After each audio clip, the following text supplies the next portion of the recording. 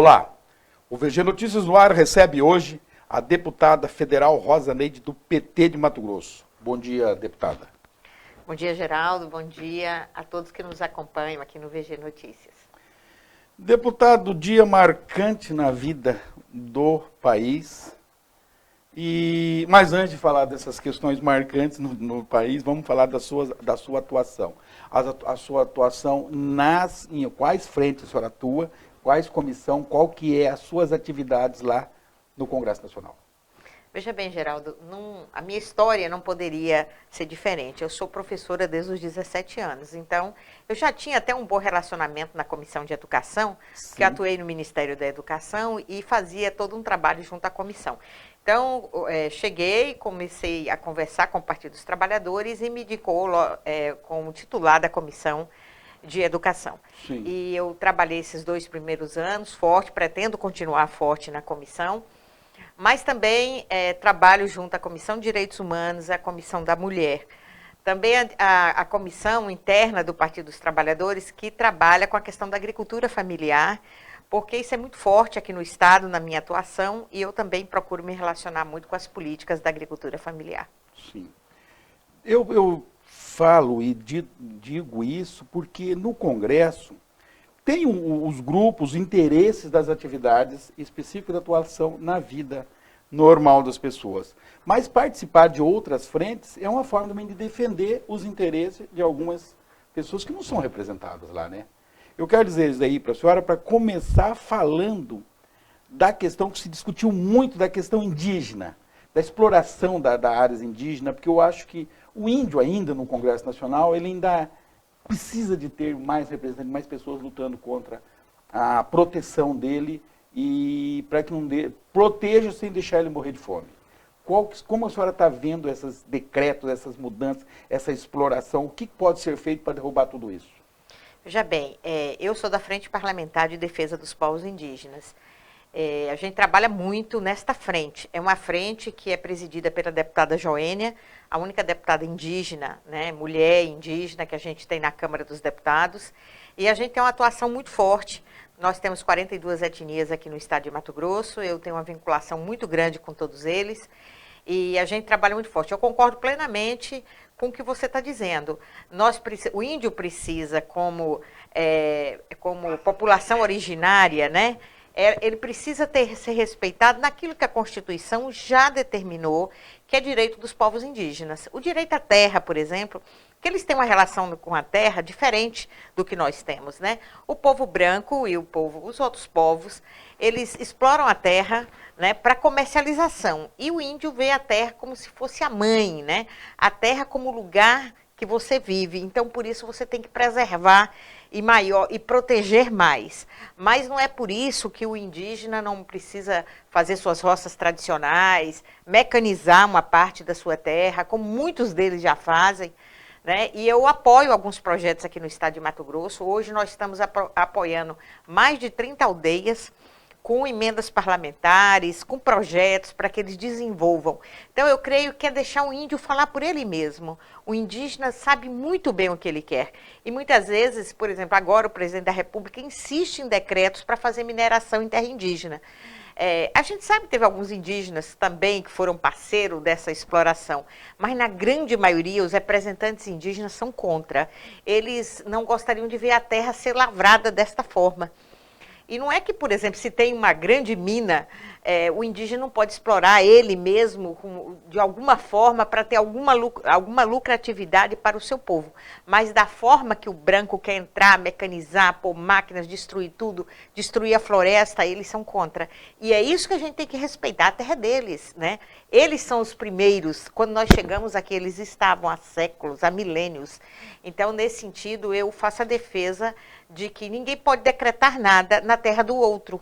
Então, se a gente tem que respeitar a propriedade, por exemplo, o princípio do respeito da propriedade, essa propriedade é terra indígena. Mesmo porque a senhora é de uma região do Médio Norte e a senhora bem conhece a realidade depois que se extingue a atividade garimpeira, né?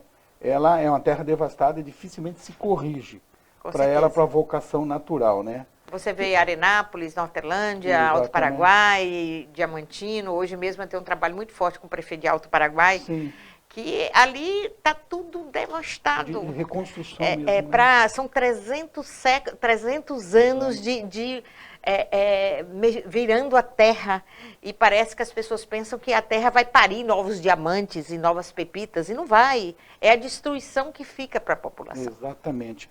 E respeitando também a vocação para a agricultura, né? Não sim, podemos, sim. então, essa parte, que é uma atividade que tem aqui no Médio Norte, com o trabalho dos indígenas, a senhora bem focou, explorar de uma forma consciente, dando um retorno até a manutenção, a sobrevivência, né, deles, né, na qualidade de vida. Com certeza. Na área da educação, deputada, com a pandemia, falando em pandemia, eu esqueci de comunicar. Meus internautas aí, nossas pessoas que nos seguem, tanto eu quanto a deputada estamos sem máscara, porque o ambiente é amplo, é ventilado e estamos mantendo um distanciamento determinado pelos organismos de saúde. Então, por isso nós estamos aqui sem máscara. Dito isso, eu quero perguntar para a senhora, aulas presenciais, remota, aulas híbridas e vacina para o professor. O professor não está no decreto, nas prioridades. Nas prioridades. Como que a senhora vê? Se a senhora fizesse um geral sobre essas três situações. Veja bem, o mundo inteiro se preocupou fortemente com volta às aulas e com a imunização dos profissionais da educação. O Brasil tem dificuldade com isso, né? Você está preocupado com tudo menos com a educação. A educação serve muito para o discurso, para o palanque, né? No momento de pedir voto, ano que vem, todo mundo foi professor desde criancinha, filho de professor, neto de professor, mas na hora de defender a educação, Geraldo, não é uma luta fácil, né? Eu sempre digo, se falar, vamos à bancada do agronegócio, você tem que colocar uma fila enorme de ônibus para comportar a bancada. Se falar bancada da educação, pega uma Kombi que ainda sobra vaga para mais um, né? Então é difícil o que a gente passa lá. E eu tenho feito essa discussão, nós temos um grupo, né, de em torno de 12 parlamentares que discute fortemente essa questão da educação. Nós discutimos desde o início, tem um projeto de lei de minha autoria, do deputado Dilvan do Ceará, que é o 1242 de 2020, que é o Volta às Aulas com Segurança. A relatora é a professora Dorinha do Tocantins, a deputada federal, que é professora, e aí ela já colocou no relatório a vacina como condição para a volta às aulas segura. Primeiro que a gente tem um problema gravíssimo, que o governo federal não fez aquisição de vacinas na hora certa. O contrato teria que ser até julho do ano passado, para que agora estivéssemos recebendo em quantidade suficiente. Sim. Não aconteceu isso, mas aí é o leite que derramou. Agora, nós tivemos uma reunião ontem, o coordenador dos governadores para a questão da vacina é o governador Wellington Dias, do Piauí. Ontem à noite conversei com ele já marcou uma reunião, a gente está precisando o horário aí com ele, com o grupo da educação. Os governadores assinaram uma carta ontem pedindo para os professores passar para o segundo grupo. Né? Dentro dos 4 grupos de prioridade, os professores chegarem ao segundo grupo. Porque não tem volta segura. E esse negócio de aula remota é um arranjo que se fez para tentar fazer alguma coisa, mas nós não temos estrutura para aula remota. Você imagina que nos bairros de Várzea Grande, onde às vezes a família tem um celular, e um celular que não é muito estruturado, para 3, 4 crianças em casa, ou até mais, e aí essas crianças estão acompanhando aula por esse celular, a maioria não tem um notebook, não tem um telefone. Então dizer que está acontecendo aula remota no Brasil é mentir. Né? Porque, de fato, a escola privada, sim. Os pais têm estrutura e os filhos têm conexão. Hoje, eu posso dizer, Geraldo, como professora, e o acompanhamento que eu estou fazendo com os professores, nós já tínhamos um fosso entre os que podem e os que não podem no Brasil. Hoje, nós triplicamos esse fosso. Uma criança de 8 a 10 anos de idade ficar fora da escola durante um ano, ela perde completamente aquele ritmo dela de estudar. A criança não tem mais a vinculação com a escola. Isso é um prejuízo. A Universidade de Londres fez um estudo, diz que é um prejuízo de uma década. Quem ficou um ano fora tem um prejuízo psicológico e mental da organização do conhecimento na mente humana de uma década. Você imagina os filhos dos trabalhadores do Brasil agora tem um recuo de uma década. Para voltar a esse ritmo, né? Para ter vontade de novo, ele tem saudade dos amigos e tal, mas aí ele perdeu o vínculo com a professora, com o professor. Nós sabemos que os nossos professores, que alguns falam, o professor tem que voltar a trabalhar. Isso me indigna, porque o professor trabalha o tempo todo. O professor trouxe para dentro da casa dele, o professor que teve que comprar um notebook aí por R$5.000, quando ele tem um salário de 3.000.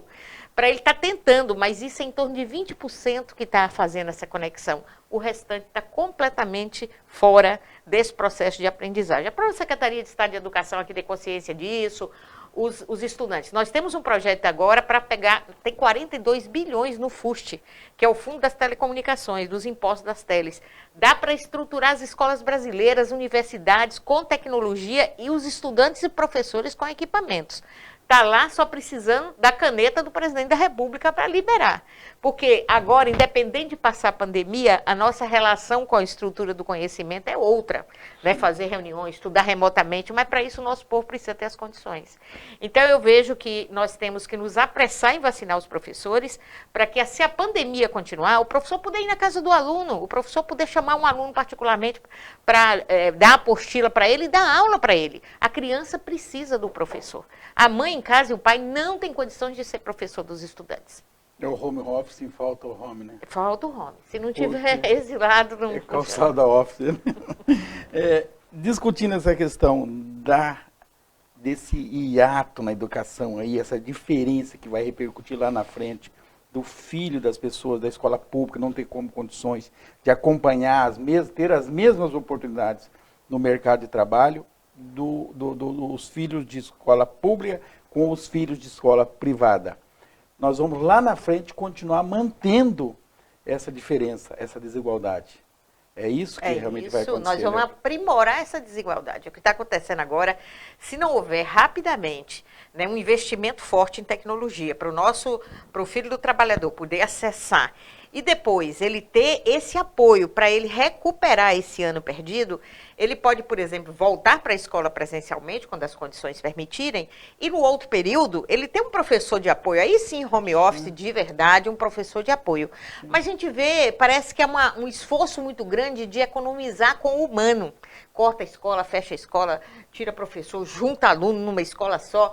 Então, ao invés de você aprimorar os espaços, você ter profissionais, você fazer, por exemplo, contratos com as universidades públicas e privadas, para que esses alunos formando, por exemplo, o formando da física, da química, da biologia, da língua portuguesa, que pode ser fazer os seus estágios com a bolsa na escola pública, para ele apoiar alunos, esse tipo de projeto, que não vai gastar tanto, você não precisa contratar um novo profissional, mas você tem profissionais qualificados dentro da escola. É isso que o poder público tem que pensar, o que eu vou fazer para dar de instrumentos para recuperar os alunos que ficaram fora do espaço de aprendizagem.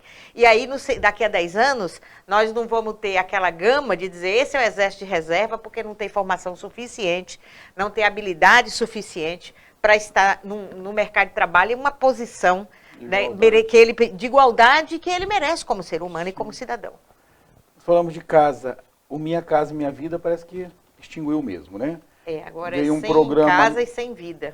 Não, mas tem um programa, cardio verde, amarelo, alguma coisa assim, parece que não vingou muito. Mas, na realidade, foi cortar o orçamento, cortar o investimento nessa área. Como que a senhora vê, como que pode o Congresso Nacional reagir a um programa, a extinção de um programa desse, deputada? Pois é muito triste ver alguma coisa que dá certo e você quer cortar porque foi de outro governo, né?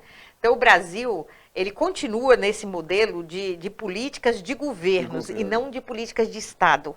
Fazer habitação popular é uma obrigação do governo.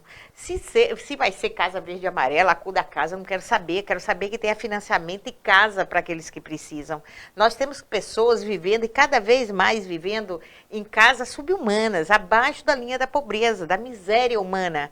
E se nós queremos que as pessoas tenham dignidade, reajam com dignidade na sociedade, ele tem que, desde a tenra infância, ter uma condição mínima de existência.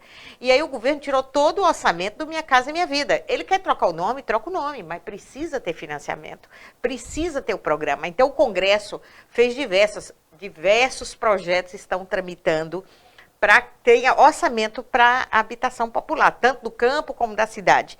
Mas neste atual, nós não votamos o orçamento ainda, estamos tentando agora umas discussões remotamente, fazemos discussões, já tem a presidente da Comissão do Orçamento, que é a deputada Flávia Arruda, do Distrito Federal, até por ela ser mulher, eu creio que ela será mais sensível a essa questão. A Secretaria de Mulheres da Câmara, que são 77 deputadas, já fez uma emenda ao orçamento, pedindo inclusive para aquelas casas onde as mulheres são chefes de família, que elas não têm onde morar, e estamos aguardando essa votação para ver o que vai ser absorvido no orçamento. Então vai ser discutido no orçamento No ainda. orçamento ainda. E pode ser implementada em uma política mais realista nessa área. Não tenho muita expectativa porque o governo tem o poder de cortar, né? Isso. E ele não tem muito interesse com habitação popular, mas vamos lutar muito para isso. Bancada mato-grossense, como que a senhora avalia a bancada do deputado e senadores de Mato Grosso na atuação em conjunto para favorecer o Estado? Veja bem, eu gostaria, Geraldo, como eu sou professora e professor tem por princípio o trabalho coletivo, eu gostaria que a bancada de Mato Grosso trabalhasse mais coletivamente. Eu sou a única mulher, eu me relaciono muito bem com todos os deputados. Tem muitos que eu tenho ideologicamente distanciamento muito grande, né? Posições muito diferentes, mas são posições respeitosas. Sim. E eu atormento muito os deputados ligando, vamos reunir, vamos conversar, vamos fazer uma reunião. Alguns são mais chegados nas reuniões, outros não. Mas é uma bancada que conversa, mas eu acho que a gente precisava conversar mais e planejar mais coisas comuns para o Estado. O parlamento, as pessoas querem trabalhar cada um por si, como se você estivesse disputando poder e mandato o tempo todo e voto, né? O que é que eu tenho que fazer para não perder meu voto? Eu não parto muito disso aí, não. Passou a eleição, esqueci, vamos trabalhar. Sim. Mas, assim, é um grupo bom, um grupo que pensa o Estado, né? Nós tínhamos até então o deputado Deri Geller como coordenador da bancada, agora é o deputado doutor Leonardo de Cáceres, que assumiu como coordenador, uma pessoa também do diálogo, né? E eu espero que na pandemia, a gente se fala muito, a gente tem um grupo de WhatsApp, que a gente discute as coisas, então eu acho que é um bom grupo, mas precisava conversar mais. Conversar mais, né? Nós discutimos muito, eu sou muito fã do voto distrital, e estou falando isso para falar sobre emendas parlamentares. Baixada Cuiabana, o que a senhora fez mais especificamente por Várzea Grande? Por favor, o que a senhora fizer. E se não fizer, não fez nada, também não fiz nada porque não tive voto aqui. Não, Fique à vontade. tive voto sim. Olha, eu passei uma emenda de 2.700.000 para a construção de uma escola estadual aqui. Sei. Essa escola já está no sistema do Ministério da Educação. O secretário de Educação tem sentado com ele para conversar sobre essa questão. A gente está com emendas para algumas cooperativas aqui também, de produção de pequeno produtor. Também já tem para a emenda agora, que é a de 2020, que a gente vai inserir agora, né? As novas emendas, patrulha mecanizada para a área rural, que é o foco do meu trabalho, e para algumas escolas aqui, estaduais especialmente, as escolas estaduais já tem uma lista de escolas que eu vou atender com R$150 mil cada escola para pequenas reformas. Sei. Então, eu tenho uma conversa muito forte aqui com o professor Gilmar, que é o presidente do partido aqui em Várzea Grande, e a gente tem também emendas que já foram liberadas aqui para a questão de coral de escola, de projetos de artes em escola. Eu vinculei muito a questão das escolas aqui. E a construção de uma escola, eu não sei precisar o nome do bairro aqui, mas você vai ler. A escola é uma escola grande, se não me engano, 16 salas de aula, e com um valor de R$2.700.000. Interessante. Vamos levantar e pedir para a minha assessoria e verificar onde que é para nós noticiarmos aqui para nossos parceiros aqui de Várzea Grande. Congresso Nacional, deputada. Começou um ano aí com uma eleição bastante disputada, mas sentimos muito peso do executivo lá, embora não queira interferir, o peso foi muito grande lá, mas parece que está caminhando, depois está saindo a eleição. Agora, ontem é o deputado, não vou esquecer o nome, eu tenho que ler, eu não sei o nome dele, não estou dando uma de Gilmar não, de presidente do Supremo, não. O deputado Daniel Silveira, com essa situação, com esse vídeo agressivo, ele vinha sendo agressivo há muito tempo, né? Mas cometeu alguns crimes. A votação hoje da Câmara, o Supremo manteve a prisão dele na audiência de custódia, e isso reporta para a Câmara discutir se ele vai continuar preso ou não. Eu assisti algumas entrevistas, li algumas coisas hoje na mídia nacional, que depende de 257 votos para manter ele preso, mas depende também do parecer do relator do Carlos Sampaio, do PSDB. Como que a senhora está vendo esse motivo? Se a senhora pode revelar o voto antecipadamente, para o VG Notícia publicar que Rosa Neide vai votar assim, que seria interessante. E se a senhora falasse alguma coisa sobre isso, tudo. Não, veja assim, Geraldo, e todos que nos acompanham. Eu acho que a imunidade parlamentar é um instrumento constitucional que a gente tem para ter liberdade de trabalhar, de fiscalizar, de fazer a crítica, né? É para isso que tem imunidade parlamentar. Entretanto, o que o deputado fez foi extrapolar todos os limites. Ele disse que estava usando a liberdade de expressão que está na Constituição para dizer que tem que acabar com a Constituição, né? Que tem que voltar ao AI-5, que tem que ter ditadura no país, que tem que retirar os ministros do STF e colocar outros. Colocar outros significa o presidente da República tirar e colocar outros que ele queira. Então, é plena ditadura que ele está pregando. Então, não é pelas ofensas que ele fez pessoalmente a ministros ou outra, é pela ofensa à Constituição. Nós juramos obedecer à Constituição no ato da posse. E aí depois o deputado extrapola totalmente. Eu acho que ele não deixou nada, nenhum espaço para o ministro Alexandre de Moraes para que ele tomasse outra decisão. Ali ele pregou fechar o STF. Então, se não prende, é como se dissesse, vai fechar o STF, né? Não tem mais nada a fazer, chegou no limite, colocou nas cordas e não tinha mais nada a fazer. Então, nesse sentido, eu já antecipo você aqui, vou votar pela continuidade da prisão. Eu faço parte do Conselho de Ética da Câmara, já estamos convocados para terça-feira, para já avaliar a cassação. Então, a perda do mandato. A perda do mandato. Já foi encaminhado, já tem 3 processos, inclusive um deles encaminhado pela própria mesa da Câmara, pelo deputado Arthur Lira, para avaliar o ato do deputado. E eu tenho a impressão que ele será cassado. Além de ser mantido preso, ele será cassado e eu vou votar pela manutenção da prisão dele. Deputada, por outro lado, nós estamos vendo um apresentador de televisão, fez também uma mesma pregação.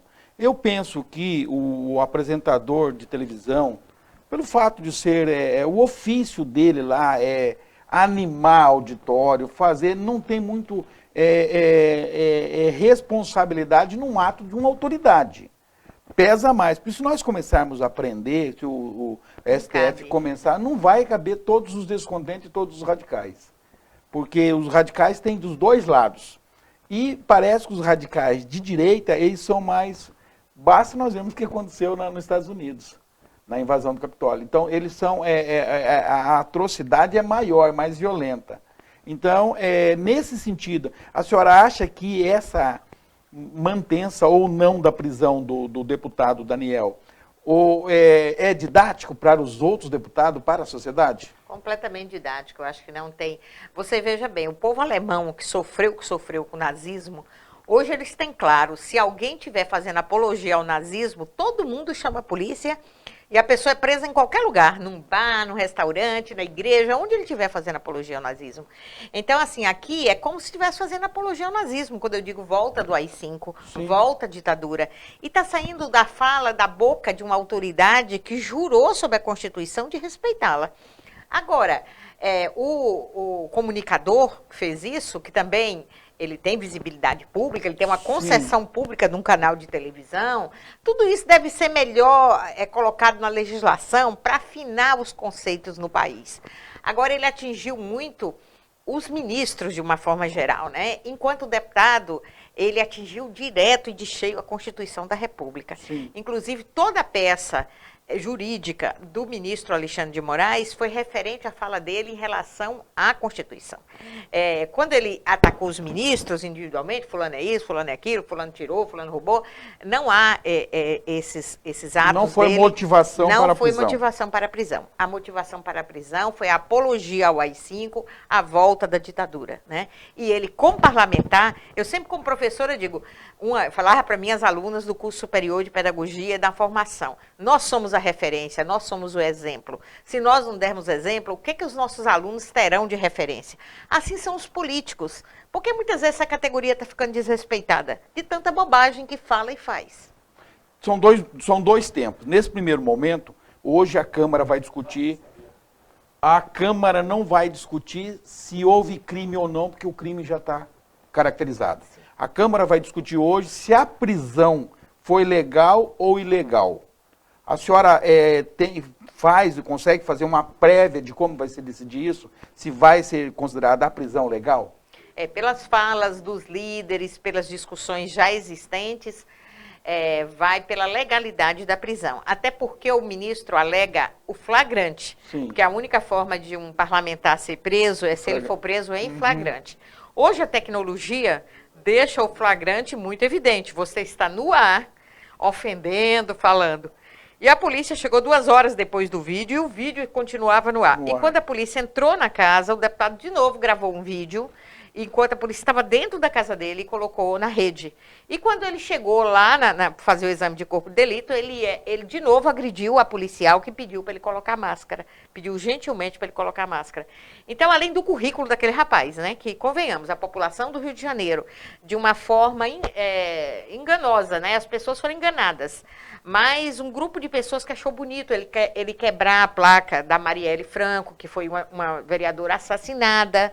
Então, quando eu acho bom assassinar uma pessoa que era uma representante pública, eleita pela população, então, assim, todo mundo achou bonito aquilo e deu mais de 30 mil votos para ele, e ele está lá na Câmara como representante do povo do Rio de Janeiro. Então, seriam 2 momentos que eu estou falando. O primeiro momento é que se houve, a prisão foi legal, vai ser discutido hoje, decide-se hoje.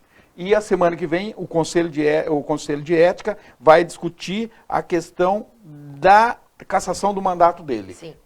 Que é a questão da, como é que fala? Falta de... Como é que decoro. Decoro parlamentar, Sim. tá me fugindo a palavra. Falta de decoro parlamentar será decidido então no Conselho de Ética. O Conselho de Ética elabora, faz uma votação e manda para o plenário para ser votado. Sim, é isso? É isso. O tempo que a senhora acha que Conselho de Ética resolve e dá o parecer e faz a votação e manda tempo de votação para terminar isso? Olha, como eu vejo que se a votação hoje for uma votação esmagadora em função de manter a prisão, e eu estou vendo que caminha um pouco para isso, o presidente da Câmara e do Senado ontem conversaram com o presidente do Supremo, conversaram com o presidente da República, Sim. Porque o Brasil está numa pandemia, o Brasil está com mais de 15 milhões de pessoas desempregadas, o Brasil ainda não ajustou o auxílio emergencial, as pessoas não têm comida. Se tirar o foco dessas questões e ficar discutindo um malandro que fica atacando a República, fazendo bobagem, e aí os parlamentares do Brasil inteiro, 513 deputados, 81 senadores, daqui a pouco discutindo um assunto desse e deixando o povo à míngua, não vai acontecer, nós não vamos deixar. Então, por isso eu creio que tanto a Câmara hoje vai ser rápida na decisão, como o Conselho de Ética vai ser rápido. Porque a pauta tem que ser outra, né, deputado? Tem que ser outra. Essa pauta é inconveniente. Imagina, ontem morreram 40 pessoas em Mato Grosso, ontem morreram 30 pessoas em Mato Grosso. Quem de nós não tem conhecido um amigo morrendo no Brasil, morrendo mais de 1.000 pessoas dia, já uma sequência de 15 dias. Nós estamos chegando a 250 mil mortos. E aí você vai tomar o tempo inteiro das autoridades brasileiras para discutir alguém que fica agredindo o ministro, falando bobagem, xingando, né? Desacatando a policial sem querer usar máscara. Então, a pauta tem que ser outra. Por isso que eu acho que esse assunto vai ser resolvido muito rapidamente. Uma análise do comportamento, parece que, embora o Lira esteja bastante aliado com o Executivo, com o Presidente da República, parece que convergiram aí para que o assunto não é adequado no momento. E não estamos vendo muito empenho do Presidente da República em defender os mais próximos deputados. A senhora acha que isso aí já é um sintoma de que esse deputado está fadado a não ser mais deputado? Eu acho que ele está afadado e os que o acompanham também. A única pessoa que fez uma menção à questão dele foi o deputado filho do presidente da República. Que é vereador, né? Ele é o vereador. Isso. E os outros estão todos em silêncio. Esse grupo chamado bolsonarista, que gosta de atacar, de agredir, tudo é pelo extremo. Eu acho que extremo não dá certo, você radicalizar as coisas, tem que ter habilidade de negociação. O parlamento é para falar, é para dialogar, não é para agredir. Então, eu creio que o Bolsonaro, a duras penas, está aprendendo, né? E ele sabe que não tem saída, ele está no canto da parede. Se ele se pronunciasse favorável, ele ia ter todo o STF para cima dele. Então, ele sabe que não pode fazer isso. E quando o presidente da Câmara, Arthur Lira, foi eleito com toda a campanha feita pela presidência, mas foram os partidos de centro que totalmente abraçaram a campanha dele. Então, nesse sentido, os partidos de centro tem muita gente coerente, né? Tem muita gente que só pensa em si, mas tem muita gente coerente. E, nesse sentido, a coerência, nesses casos, vão ser mantidas. Para o deputado, houve já um entendimento que deputado pode muito, mas não pode tudo. E também para o presidente da República, pode muito, mas não pode tudo. Mesmo porque até mesmo o indicado dele, o escolhido dele para ir para o STF, votou a favor da mantença da prisão do deputado. Agora, um assunto que é também voltado para a Comissão de Ética, a deputada Flor de Lis, quando que ela vai responder pelo crime ou não que ela praticou? Veja bem, Geraldo, agora, nesse caso do deputado Daniel Silveira, o que chegou no Conselho de Ética chegou via mesa, né? Foi Sim. A mesa da casa que mandou. Infelizmente, a mesa anterior e atual ainda não se pronunciou sobre o caso Flor de Lis. O Ministério Público mandou toda a documentação, todos os procedimentos para a mesa e a mesa não despachou. Tem pedidos de cassação da deputada de partidos, né? Os partidos Sim. de esquerda que enviou, mas não tem a mesa. Mas esse assunto é muito forte na casa também. Não há, por parte dos deputados, vontade de manter o mandato da deputada. Ela é uma deputada, nós somos 77, ela não nos representa. Não é porque é homem ou mulher, é um assassinato, gênero, um assassinato comprovado, né? Ainda mais por situação torpe como foi. Então, ela também tem que ser caçada. Deixa eu dar uma olhada aqui na... Aí vamos lembrar que a escola vai ser no Parque Sabiá. Isso, no Parque Sabiá é uma região bastante, recentemente, muito povoada. Sim. Tem algumas construções, alguns conjuntos habitacionais, chácara, um lugar bastante carente de escola mesmo, viu, deputada? Deixa eu ver aqui, assim, aqui, já falaram da Flor de Lis aqui. O senhor está defendendo? Não, não está defendendo, tanto que eu já fiz a pergunta e a deputada já respondeu. Deputado, voltando lá para as composições lá políticas agora. Se não restaurar os direitos políticos do ex-presidente Lula, como que fica o PT? Lança candidatura própria, Fernando Haddad é candidato. Qual que é o prioritário agora dentro do partido? Não, inclusive Fernando Haddad já está nessa semana visitando o país, começou por Minas Gerais, né? Vai visitar o país inteiro, virar Mato Grosso. E os partidos de esquerdas todos têm liberdade, como qualquer partido, de lançar seus candidatos, né? E no início do ano que vem, tomar a decisão se o apoiamento é no primeiro turno, é no segundo turno, né? Se faz composição, mas Fernando Haddad teve 45 milhões de votos. Você vê o professor da qualidade que é Fernando Haddad, a formação que tem Fernando Haddad. E é um pai exemplar, um esposo exemplar, um cidadão exemplar. Então, acho que nós temos uma representação muito qualificada para colocar como candidato à presidência da República. Vamos trabalhar muito o nome do Haddad, sem fechar nenhuma porta para composições. É assim que o partido está trabalhando, é assim que o presidente Lula, a gente se reúne praticamente toda quinzena, todos os parlamentares com o presidente Lula. Sim. Ele, na maior humildade do mundo, eu não vejo que ele tem nenhuma vontade de voltar a disputar a eleição. Ele disputaria e disputará se o partido entender que é necessário. Mas até porque os direitos políticos dele foram injustamente tirados, né? E essa é uma questão que a gente quer que ele tenha novamente os direitos políticos, para ele ter a decisão dele. Mas quem orientou Haddad a se colocar como candidato e correr o país fazendo uma discussão, que projeto de nação é necessário para este momento pós-pandemia, pós-Bolsonaro, né? Esse modelo, a relação do Brasil com o mundo, a questão ambiental, que é muito forte, inclusive não falei, eu presido a comissão externa da questão ambiental, aí, da questão do Pantanal. E Fernando Haddad vai discutir muito essas questões e tem um grupo internacional de diversos países, especialmente da Europa e agora com o governo dos Estados Unidos, que nós temos um grupo de discussões políticas para o mundo, para as relações exteriores, que estão discutindo com Haddad, que discute com Boulos, que discute com as representações da esquerda brasileira. E precisamos que a centro-esquerda também se apresente para essa discussão. E faremos o que for melhor para o país. Porque é legítimo aos partidos políticos, no primeiro turno, lançarem candidatura. Sim. Isso até para sobrevivência, para montagem de uma bancada para o partido ser representado.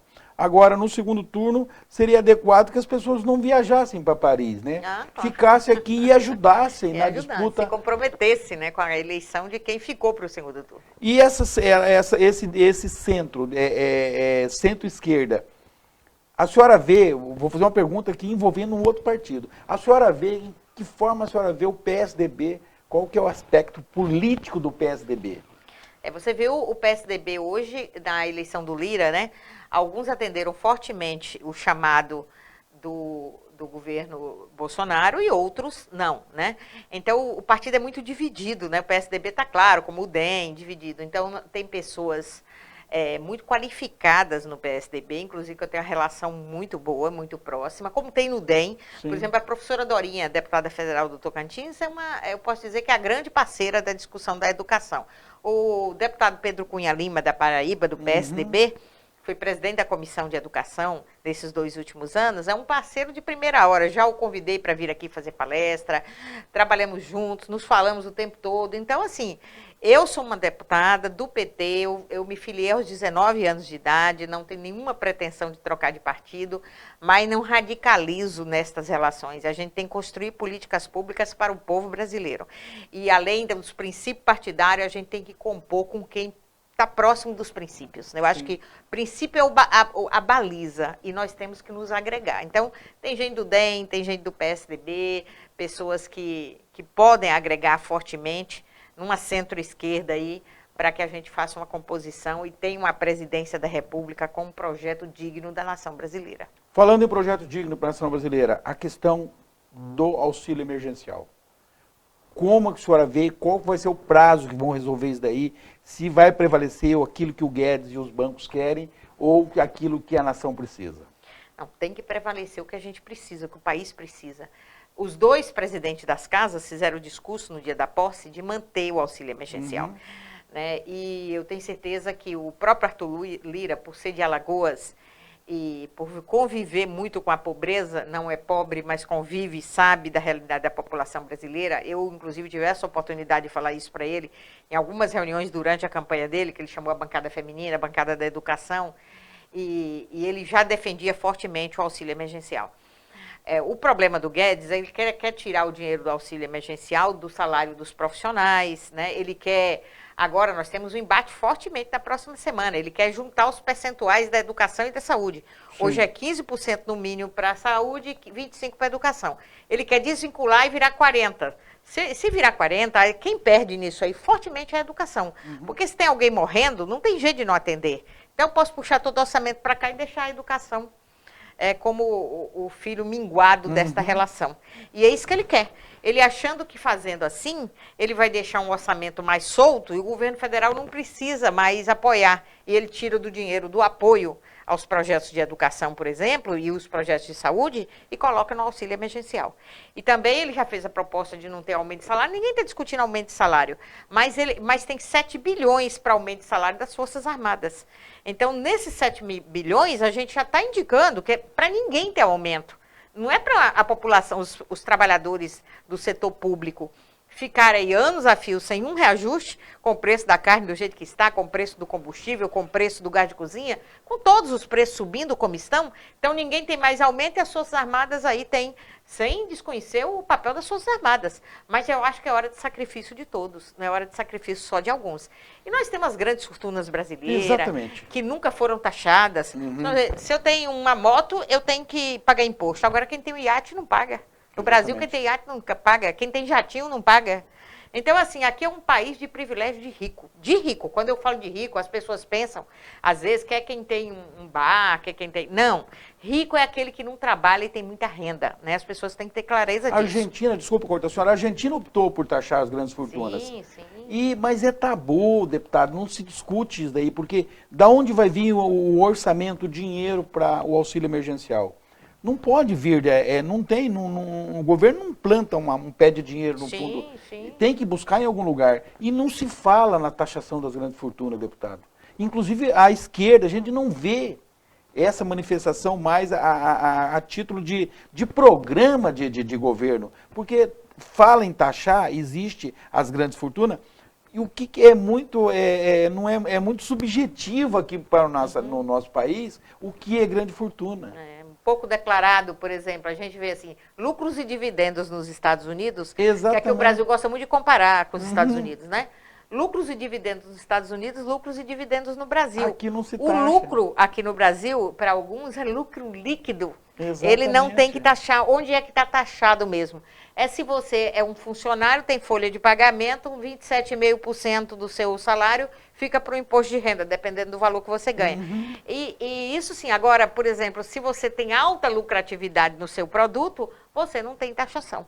Então, assim, se é para comparar, os Estados Unidos onera a cesta básica, nós cobramos imposto de pão. Né? Então, assim, o governo tem como reequilibrar. O governo não quer fazer a reforma tributária. Seria a primeira reforma que teria que ter feito. Se tivesse feito a reforma tributária e chamado para dentro da reforma tributária os tributos necessários e justos no Brasil, nós já estávamos com recursos sobrando. Então, infelizmente, vai ter que colocar o dedo na ferida agora. De onde vai tirar? As pessoas pegam, vai ter que ter o auxílio, mas de onde vai tirar? O Brasil tem renda e tem dinheiro suficiente para pagar, mas tem que saber de onde vai tirar mesmo. Questão dos combustíveis. Hoje, retiraram as taxações de impostos federais do diesel e do gás de cozinha. Foi uma forma que o presidente Bolsonaro encontrou de baixar o preço e acalmar um pouquinho os caminhoneiros, que foi fundamental na eleição dele, foi a ameaça dos caminhoneiros. E ele tinha que fazer alguma coisa.